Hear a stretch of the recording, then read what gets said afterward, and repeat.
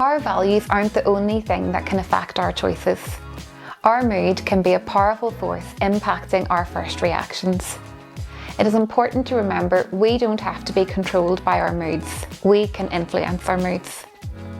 I get irritable or grumpy if I haven't eaten or slept. My mood may mean I am easily irritated with someone else, but what if they aren't the problem? What if I just need to eat?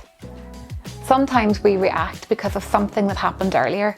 For example, maybe we have had an argument with our friend in school, and when someone asks us to clean our room when we get home, we can shout or overreact. Maybe someone we know is unwell and in hospital, but we cry when watching a silly TikTok.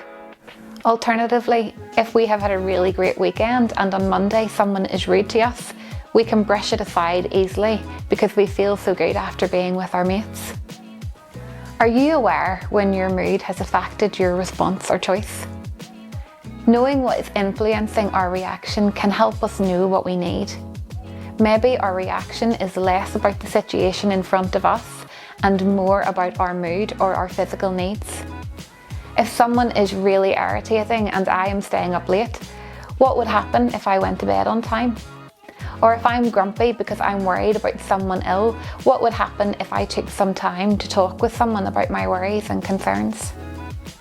Start to become aware of what is influencing your choices. Is your mood affecting your reaction? What is influencing your mood? What choices can help you move through your mood in a healthy way?